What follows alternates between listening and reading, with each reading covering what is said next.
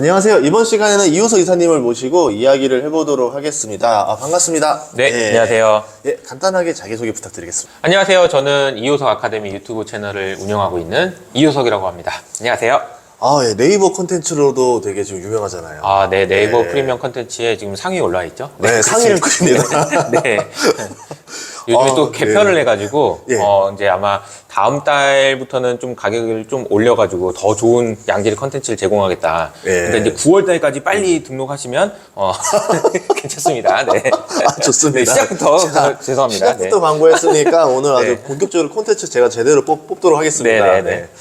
우선 지금 시장 어떻게 보세요? 좀 아무래도 애널리스트 하셨을 때도 그렇고 보시면은 네. 요새 장이 좀 조금 이상하다 싶지 않으세요? 그러니까 많은 분들이 이제 투자를 오래 하신 분들이 일수록 시장이 이상하다라는 이야기를 많이 하시고, 네. 시장이 이상하다는 얘기는 돈이 잘 안 벌린다는 얘기죠. 누군가는 돈을 버시고 있겠지만, 기존의 전통적인 방법으로는, 이게 뭔가 안 되는 것 같고, 심지어 이제 가치 투자를 지향하시는 분도, 심지어는 요새는 야 숫자만 얘기하지 마, 내러티브도 갖고 와. 야 내러티브 없으면 주가 안 되잖아. 이런 이야기를 하시는 걸 보면 뭔가 세상이 많이 바뀌었다라는 생각이 좀 들어요. 근데 제가 요즘에 드는 생각은 그래서 한 가지 단어가 있는데 그게 이제 쏠림인 것 같아요. 쏠림. 어디로 쏠린다는 거예요? 그러니까 뭔가 네. 항상 어떤 주식이든 움직일 때 과도하게 움직이는 것 같아요. 그러니까 주가가 오르면 뭐 많이 오르고요. 빠져도 많이 빠지고 이런 식으로 사람들이 돈들이 이쪽에서 이쪽으로 이동하고 이쪽에서 이쪽으로 이동하는 그런 움직임들이 계속해서 많이 일어나고 있는 게 이런 현상의 배경 아닐까 이런 생각이 좀 들어요. 그럼 과거에 이거랑 가장 비슷했던 연도가 좀 있어요. 글쎄요. 비슷한 연도라고 보기에는 좀 어려울 것 같고 네. 제가 이제 뭐 닷컴 버블이랑 비슷하다라고 저는 개인적으로 좀 생각하긴 하는데 그때랑은 또 다른 점들이 많아서 그게 이제 어떤 것들이 다르고 이런 부분에 대한 고민들을 해보면요. 네. 우선은 저는 이제 매크로를 많이 봤었으니까 탑다운 관점에서 왜 이런 일들이 일어나는지 이 부분에 대한 설명을 좀 먼저 드려볼게요. 네. 우선은 많은 분들이 금리를 언제까지 올리냐, 물가는 언제 내려오는 거냐 도대체 이런 질문 되게 많이 하시죠. 예. 그러면 연준에서 금리를 올리고 내리고 하는 것들은 무엇을 위해서 하는 건가? 왜 금리를 올리고 왜 금리를 낮추죠? 이것은요 실제 세상, 그러니까 메인 스트리트라고 우리가 얘기하죠. 경제를 너무 과열되지 않게 만들고 너무 이렇게 침체되지 않게 만들기 위해서 경기가 침체된다고 하면은 금리를 낮췄다가 경기가 너무 과열된다고 그러면 야 너무 심하다 그러면서 금리 올리는 거잖아요. 예. 그러면 이거는 이것대로 가는 거고요. 또 다른 세상이 하나 있거든요. 그 세상이 월스트리트예요. 자, 메인 스트리트와 월스트리트는 다른 세상이에요. 이거를 여러분이 좀 아시는 게 중요할 것 같아요. 예, 월가는 따로 논다 이거죠. 이게 무슨 얘기냐면 우리가 흔히 얘기하잖아요. 주식시장은 경기가 좋아지면 좋아지는 거예요. 근데 그거 아니잖아요. 네. 오래됐습니다. 경기랑 주식시장이랑 과연 관계가 있는 건가에 대한 고민들을 많이 하게 되죠. 이 부분이 딱 그 설명인데요. 그래서 이런 현상들이 왜 언제부터 일어났는지를 살펴보면 정확하게 2008년 금융위기가 터지고 나서 버냉키가 돈을 풀어 제낄 때부터 네. 돈을 찍어낼 때부터 돈이 많이 찍어내지니까 통화량이 늘어나고 통화량이 늘어나니까 화폐 가치가 떨어지고 네. 화폐 가치가 떨어지는 거를 누군가는 반영해야 되는데 네. 물건의 가격이라고 할 수 있는 메인 스트리트 실제 경제는 그렇게 많이 안 올라갔는데 얘는 그냥 훌러덩 계속 올라간 거죠. 네. 그러니까 이 격차가 너무나도 심하게 괴리가 커졌다라는 거예요. 그러니까 아까 제가 말씀드린 대로 연준은 왜 금리를 오리고 내리느냐 이건 이것 때문이거든요. 네. 경기를 맞추기 위해서 너무 과열되는 경기를 안 만들기 위해서 하는 거거든요. 그러면 이 월스트리트를 위한 뭔가도 필요하지 않냐 라는 이야기가 작년 9월 달에 예. 뉴욕 연준에서 논문으로 나옵니다. 그리고 나서 이야기했던 게 뭐냐면은 올해 잭슨홀 미팅에서 얘기했던 게 뭐죠? 중립금리. 예. 그래서 중립금리가 뭐냐 이런 얘기 되게 많이 했었죠. 이 금리거든요. 네. 이 세상에 필요한 금리예요. 예. 근데 이 세상에 필요한 금리는 따로 있지 않을까? 되게 신기하죠? 자, 보세요. 자, 중립금리라는 거는 경제가 너무 뜨겁지도 않고 차갑지도 않게 만드는 어떤 금리가 있지 않을까? 근데 이제 파월이 이번에 이제 잭슨홀 미팅에서 야, 그런 거 없어. 야, 그거 뭐 파랑새냐? 뭐 유니콘이냐? 이래 버렸잖아요. 그런 금리 없어. 라고 얘기해 버리면서 무마시켰는데 이 금리 말고 월가를, 그러니까 금융시장이 발작을 일으키거나 금융시장이 패닉이 오지 않게 만드는 금리 수준도 있지 않을까? 이 얘기인 거예요. 네. 그래서 이거를 우리가 R 스타라고 얘기하고요. 네. 이걸 R 더블 스타라고 얘기합니다. 아, 자, 그러면 이거는 되게 좀 애매한 거예요. 무슨 네. 말이냐면 연준이 입장에서 이런 생각할 수 있어요. 자, 경기는 지금 아직 너무 뜨거운 것 같은데 막 주가가 막 빠져가지고 막 채권 금리가 너무 올라서 채권 가격 많이 빠져가지고 우리 올해 3월 달에 있었던 것처럼 SVB 은행이 망해. 크레딧 예. 스위스가 망해. 이거는 이 월스트리트가 망가지는 거거든요. 예. 메인스트리트는 괜찮아. 근데 이게 망가지는 거잖아. 그럼 어떻게 해야 돼요? 이걸 살리는 거네요. 이걸 살려야 되는 거예요. 이걸 살릴 때 어떻게 해요? 돈을 푸는 거예요. 그러니까 금리는 유지하는데 돈을 푸는 거예요. 브레이크 밟으면서 엑셀 밟은 거잖아요. 똑같은 거죠. 예. 브레이크를 밟으면서 엑셀 밟는 거예요. 근데 이게 되게 아이러니한 건데 브레이크는 계속 밟고 있는 거고 네. 진득하니 금리를 높게 올리면서 네. 엑셀을 언제 밟냐면 문제가 될 때마다 살짝살짝 문제는 안 되게 계속 막아주면서 가는 거죠. 지금 상황은 이런 상황이에요. 그러면 지금 처음에 쏠림 현상에 대한 이야기를 하다 여기까지 왔는데 네. 잘 생각해 보면 이렇게 하다 보니까 살짝 돈을 계속 풀게 되는 거예요. 이러다 보니까 시중에 돈이 너무나도 넘쳐나게 되는 거고 예. 우리가 흔히 볼 때 많은 사람들이 생각하는 유동성 그러면 뭐 M2를 보기도 하고 네. 연준의 자산을 보기도 하는데 요즘엔 저는 좀 다른 걸 좀 봐야 된다고 생각하거든요. 오. 무슨 얘기냐면 월가에서 지금 이제 작년 말부터 시작해가지고 거의 100% 경기 침체 온다고 했다가 요즘에는 경기 침체 없잖아. 예. 또 어떻게 이런 일이 있을 수 있냐. 금리는 이렇게 높은데 그 이유에 대한 반성문을 월가에서 지난 한두 달 동안 많이 썼는데 그 반성문의 키포인트는 뭐냐면요. 미국 정부가 돈을 너무 많이 썼다. 중앙은행이 아니다. 중앙은행에서 돈을 찍어내진 않아요. 예. 그러나 미국 정부에서 돈을 너무 많이 쓴 거예요. 뭐 학자금 탕감이라든가 그런 게 있었잖아요. 그렇죠. 상반기 때. 예. 사실 이게 너무나도 많은 천문학적인 돈을 썼는데 이게 이제 연준이 그러니까 미국 정부가 돈을 지난 12개월 동안 얼마나 썼는지를 누적해서 이렇게 쭉 보면요. 2008년 금융위기 때 조금 더 많이 쓰고요. 네. 코로나 때 이렇게 쓰고요. 예. 다시 지금 이렇게 쓰고 있습니다. 그러니까 증시가 오를 수밖에 없었네요. 돈을 그렇게 풀어대니까. 그렇죠. 근데 돈을 예. 풀어대긴 하는데 예. 이거는 약간 연준에서 풀어대는 돈이랑은 성격이 좀 많이 달라요. 연준에서 풀어대는 돈은 원래 없었던 돈을 여기다 종이에다 써가지고 예. 이거 돈이다 그러면서 이제 새로운 신용이 창출되는 거고요. 네. 미국 정부에서 돈을 찍어내기 위해서 돈을 쓰기 위해서 필요한 건 뭐냐면요. 빌려달라고 해야 돼요. 미국 정부가 시장에 나가서 국채 찍을 테니까 돈 좀 빌려주세요. 예. 라고 해야 되는 거예요. 예. 그러니까 시장에 있는 돈을 정부가 가져오는 거예요. 그러니까 뺏어오는 거죠. 네. 금리 더 줄게. 갖고 와. 그런 거죠. 가져와서 어떻게 하냐면 이 돈을 자기가 원하는 곳으로 꽂아줍니다. 여기는 이거, 여기는 이거 이런 식으로. 소위 말하는 이제 보조금이라는 형태로 찍어주게 되는데 이 보조금도 요즘에 좀 할 말이 많은 게 지금 경제학에서 지금 굉장히 고민이 많은 게 무슨 얘기냐면은 도대체 원래는 우리가 자유무역이라는 걸 해서 네가 물건 싸게 만들면 네 거 사줄게. 그쵸. 이게 자유무역이잖아요. 예. 근데 가만히 이렇게 하다 보니까 미국에서 좀 짜증이 나는 거야. 내가 물건을 더 잘 만들 수 있는데 중국 애들이 자꾸 보조금을 주는 거야. 기업들한테. 네. 짜증이 나는 거죠. 네. 처음에는 말을 했죠. 야, 보조금 너무 많이 주지 마. 이거 공정무역해야지 왜 이러냐. 그러지 마라. 그러다가 요즘엔 어떻게 하고 있냐면 미국 정부에서 더 많이 줘요. 안 되겠다. 야, 니들이 시작했으니까 나도 할래.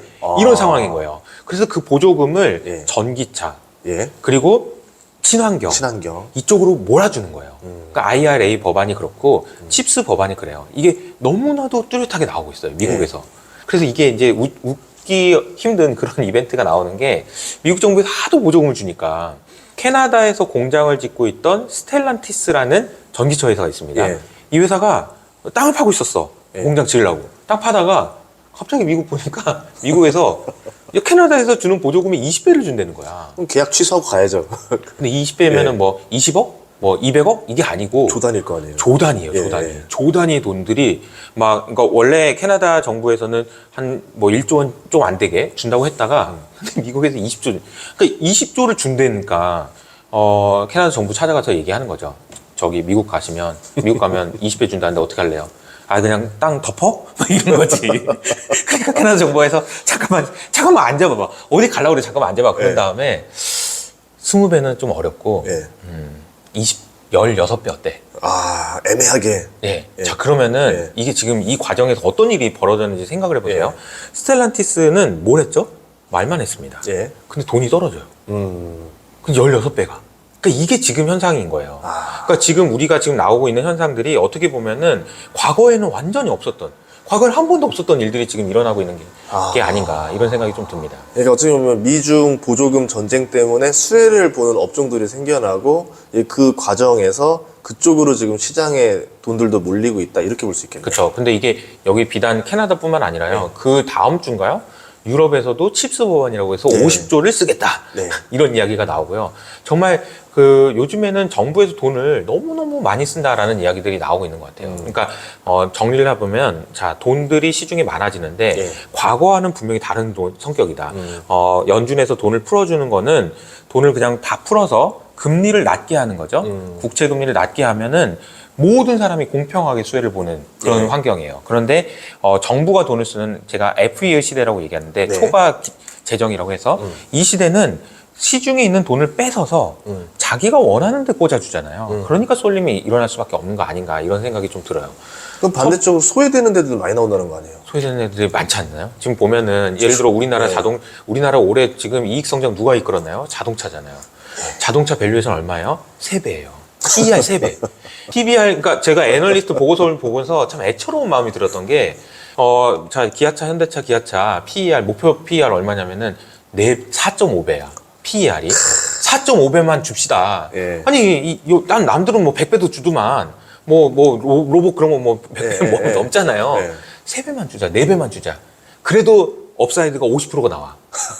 지금 이게 보면은 이런 그 쏠림 현상들이 뭐 일어나고 있는 것들이, 그러니까 이 세상이 어떻게 변하고 있는지 그리고 그 과정에서 정부가 어떤 역할을 하고 있는지에 대한 고민들을 해보시는 게 중요할 것 같아요. 예. 그 조금만 부연 설명드리면 이와 관련해서 레이 달리오가 했던 표현이 있는데 이 표현이 되게 의미 있더라고요. Great Wealth Transfer라고 돼 있어요. 그러니까 어마어마하게 큰 역사상 유례가 없을 정도로 큰 부의 이동이에요. 돈이 부라는 것이 예. 어느 한 곳에서 어느 한 곳으로 어마어마하게 큰 규모가 이동하고 있다는 거예요. 과거에는 상상할 수 없을 정도로 큰 규모가. 어디서 이동하고 있냐? 정부에서. 네. 미국 정부에서 이 돈을 개인들과 미국 기업들에게는 보조금이라는 형태로 미국 개인들한테는 그냥 꽂아줬잖아요. 네. 코로나 때 여러 번 꽂아줬잖아요. 이런 식으로 해가지고 개인들과 기업들을 부자로 만들어주고 정부는 가난해지는 거죠. 정부는 그 돈을 그럼 어디서 내는 거냐라고 보니까 연준에서 사주고 있는 거죠. 결국 대출 받아서 돈 퍼주고 있는 거 아니에요? 그렇죠. 연준에서 네. 돈을 찍어서 사주기도 하고 네. 은행에서 미국 정부의 국채를 사주기도 하죠. 그래서 레이 달리오가 정확하게 얘기한 것은 어디서도 어디로 돈이 움직였냐라고 보면 미국 정부, 그다음에 미국 연준, 네. 그다음에 은행에 그러니까 미국에 돈 빌려준 사람, 이 사람들이 돈을 잃고 있는 거예요. 그러면 이자를 계속 더 많이 내야 되는 거잖아요. 그쵸. 미국 정부 입장에서는. 미국 정부에서는 계속 예. 돈을 더 많이 내야 되는 거죠. 예.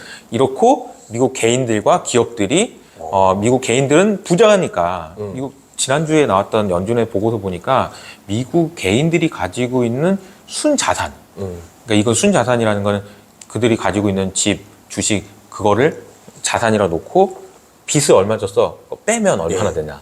얼마나 될 것 같으세요? 저도 이 숫자 보고 깜짝 놀랐는데 미국의 네. 개인, 가게들의 네. 가지고 있는 전체의 부는 그러니까 부채 빼고 지난 3분기, 2분기 때 5조 달러가 올랐습니다. 올랐다고요? 5조 달러가 증가해서 145조 달러가 됐어요. 그러니까 145조 달러가 얼마나 큰 숫자인지 제가 설명을 드려보면 미국의 GDP가 25조 달러 정도 돼요. 예. 그러니까 5배에서 6배 정도를 미국 개인들이 순자산으로 들고 있어요. 진짜 돈의 이동이 많네요. 예. 그리고 우리나라의 GDP는 예. 1.6조 달러입니다. 참고로. 와. 그러니까 지금 150조 달러예요. 그러니 소비가 멈추지 않는 거죠. 그러니까 지금 이게 우리가 많은 사람들이 미국이 왜 이렇게 금리가 높은데 경기 침체 안 오냐. 미국 개인들은 너무 부자예요, 지금. 물론 이거를 보실 때 주의해서 보셔야 되는 거는 진짜 상위 0.1%가 거의 많이 들고 있습니다. 그럼에도 불구하고 미국의 개인들은 지금 부자란 얘기예요. 그만큼 돈이 이쪽에서 이쪽으로 이동했다라는 얘기고 이 사람들은 지금 얼마나 큰 손실을 보고 있냐면요. 심지어 연준조차도 역대급 손실을 보고 있어요. 지금 연준이 왜 손실을 봐? 연준이 뭐 이렇게 생각하실 수 있는데, 연준은 어떻게 돈을 버냐면요. 연준은 과거에 이제 2008년부터 꾸준하게 한 우리나라 돈으로 따지면 100조 원 내외의 순이익을 내는 예. 기관이에요. 예. 연준이 돈을 어떻게 벌어? 연준은 미국 국채를 샀으니까, 미국 국채에서 이자가 나오죠. 네. 그래서 그 이자가 매출이에요. 그리고 이제 비용은 파월 월급 줘야 되니까. 파월 월급이 제가 따져보니까 한 2억 얼마 정도 되더라고요. 네. 생각보다 높진 않더라고요. 그래서 이 사람들 월급 주고 비용 빼고 하면은 한 100조가 남는 거예요. 네. 그래서 매년 100조가 남는데 그 돈을 항상 재무부에 꼬박꼬박 고맙습니다. 잘 썼습니다. 그래서 돌려줘요. 저는 그래서 그런 것도 보면서 뭐 하고 있는 거지? 얘네들? 쟤네들끼리 돈을 왔다 갔다 뭐 하고 있는 거지? 네. 라는 생각이 드는데 작년 말부터 시작해서 연준에서 급격하게 적자가 나기 시작합니다. 이유는 아주 간단한데요. 그러니까 2020년에 코로나 당시에 미국에서 또 제로 금리로 돈을 빌렸죠. 네. 그러니까 그때는 국채 금리가 0%였으니까 야, 시장에 나가서 돈 좀 빌려줘라고 했는데 줄을 서서 돈을 빌려준 거예요. 그러니까 가만 생각해 보면 진짜 바보 같은 짓이었던 거지. 지금 금리는 5%나 5%는 받고 돈을 빌려줬어야지. 어떤 바보가 그렇게 이자도 안 받고 돈을 빌려줬어 라고 생각할 수 있는데 그게 연준이죠. 네. 코로나 때 돈을 엄청 찍어가지고 미국 정부한테 다 빌려줬으니까. 네. 근데 금리를 0% 받는 그 종이 쪽지를 들고 있단 말이에요, 연준이. 한번 생각해 보세요. 어떤 종이 쪽지에 미국 정부가 10년 후에 원금을 갚겠음이라고 써있는 종이 쪽지야. 그런데 이자는 안 줌. 이런 종이야. 가치가 없죠, 거의. 가치가 없죠. 네. 그 원금 정도의 가치가 있겠지. 네. 근데 원금 정도의 가치가 있을까요? 그것도 생각해 보면 인플레이션율 계산하면 손해 안 그러니까 돼요. 말이에요. 지금 시장에 나오면은 네. 내가 이 돈 가지고 은행에만 맡겨도 5% 금리인데 네. 여기는 그 이자도 안 줘. 그 종이 쪽지를 임금님이 가지고 있다고 해가지고 누군가한테 판다고 생각해 보세요. 거기다가 10년물, 30년물이면 뭐 우리말로 어음깡하러 간다면 완전히 그냥 그렇죠. 똥값 되는 거죠. 그러니까 이렇게 생각할 수 있어요. 지금 네. 10억짜리 미국 국채를 샀다고 생각해봐요. 그럼 연준이 그렇게 샀다. 그럼 10억짜리인데 10년이야. 근데 이자는 안 줘. 근데 지금 이자는 5%야. 네. 그럼 이 종이는 얼마에 살 수 있을까요? 10억짜리야. 10억에 누가 사겠어? 안 사지. 10억에 왜 사? 내가 5%로 10억을 은행에 넣어놓으면 5%씩 10년 벌 수 있으면 그냥 단위로 계산해도 50%니까 네. 이건 10억짜리가 아니고 5억짜리인 거예요. 그쵸. 그러니까 연준이 손실 나는 거예요. 봐세요. 미국 정부가 손실 나고 연준이 손실 나고 미국 정부가 한테 돈 빌려준 사람이 손실 난 거를 미국 개인들과 미국 기업들이 가지고 있다는 얘기예요. 부의 대이동이 일어나고 있다. 대이동이. 저는 이게 너무나도 중요한 사실이라고 생각합니다. 그러면 그 은행들, 대형 은행들, 이제 월가 은행들, 여기들은 손실이에요, 이익이에요? 엄청난 손실을 봤죠. 아, 은행들도 같이 손실 보는 거예요? 채권으로는. 예. 그 손실 규모가 제가 그림을 하나 보여드릴게요. 역사상 유례가 없을 정도로 손실 많이 봤어요. 왜냐하면 미국 국채가 3년 연속으로 손실 난 적은 한 번도 없었거든요. 근데 지금 미국 건국 이래 없어요. 지금 예. 건국 이래 없어. 그런데 규모는 너무나 커졌잖아요. 옛날에는 요만큼이었는데 국채 발행량이 이만큼이었는데 지금은 30조 달러가 넘잖아요. 여기에다 10%를 때려보면 3조 달러의 손실이 났다는 얘기잖아요. 작년만 예. 해도. 그러니까 이게 어마어마한 손실이 난 거예요. 그러니까 중소형 은행들은 다 망하고 얘네들을 이제 줍줍하는 JP모건 이런 애들이 줍줍해서 또 이제 장사를 하고 이런 그림이 된다고 보시는 게 맞죠. 이제 흉년에 땅을 사고 있다, 이렇게 봐야 되겠네요. 그렇죠. 그러다가 만약에 그러면 예를 들어 이제 채권 금리가 떨어지기 시작하면 이제 그러면 월가들도 결국은 돈을 벌어야 될 거 아니에요. 그렇죠. 그러면은 여기서 손실 난 걸 다른 곳에서 벌충을 해야 되는데 그럼 금리가 떨어지길 바라던가 아니면 뭐 다른 곳에 투자해서 뭔가 수익을 내던가 이런 전략을 쓰겠네요. 그러니까 이제 금리가 떨어질 수 있을 거라는 기대를 하는 것도 좋은데 제 생각에는 금리가 단기간에 막 급락하는 일이 벌어지기는 어려울 것 같은 게 이제 미국 정부에서 돈을 계속 써요. 아, 돈을 계속 빌려달라고 하는 거예요. 이거는 한번 여러분 생각을 해보시면 아니 금리가 5%인데도 왜 이렇게 자신감 넘치게 돈을 빌리는 거지? 아니 여러분이 금리가 5%면은 은행에 대출 받으려고 하면은 옛날에 2, 3% 때는 대출 받는다고 그럼 해주세요 이렇게 할 텐데 요즘에 금리가 6%야 막 이래. 네. 빌릴 수 있나요? 약간 움찔해지지 않아요? 그쵸, 좀 쌀 때 올게요 이러잖아요. 그러니까 웬만하면. 금리가 너무 높지 않아요? 예. 그러니까 이 돈 가지고 내가 10%를 벌 수 있는 게 확실한 게 있으면 빌리는 게 맞지. 근데 미국 정부는 무슨 자신감일까요? 저는 이 질문이 되게 중요하다고 생각해요. 미국 정부는 제 생각에는 그 정도의 금리로 그렇게 천문학적인 돈을 빌려서 네. 뭔가 이것보다 더 좋은 성과를 낼 수 있을 거라고 생각하는 것 같아요. 그렇지 않고는 이런 짓을 할 수가 없어. 아니면 지금 중국과 이제 어떤 무역 전쟁을 위해서 기업들한테 지원금을 몰아주는 게 지금은 더 중요하다. 일종의 약간 경제적 전시 상황이니까 그냥 돈을 막 빌려 쓰는 게 아닐까. 그럴 수도 있겠죠. 빙구님 생각이 저랑 너무 일치하는데요. 제가 얼마 전에 오펜하이머 영화를 보면서 와 지금 상황이랑 너무 비슷하다 이런 생각을 한 거예요. 오펜하이머라는 영화에서 예. 이야기하고 있는 건 뭐냐면요. 돈 끌어당겨 예. 그 다음에 전 세계에서 제일 똑똑한 애 일로 와. 이거예요. 딱 그거예요. 아인슈타인 일로 와. 일로 와서 핵무기 만들어. 네, 아인슈타인은 안 만들었지만 오펜하이머 너 일로 와. 왜 영국에 있냐? 왜 독일에 있냐? 일로 와라. 그러다 나치한테 잡혀가면 큰일 난다. 일로 와라. 일로 와서 핵무기 만들어라. 이런 거거든요. 자, 보세요. 미국 개인들과 기업들을 부자로 만들어주고 나서 결과가 뭔가요? 이 기업들이 새로운 투자를 많이 하게 되고 그렇게 되면 사람들은 누구나 다 똑똑하기 때문에 똑똑한 사람들은 다 알아요. 지금 중국에 가야 되는지 미국에 가야 되는지. 중국에 가면 내가 갔을 때 정말 잘해가지고 성공했어.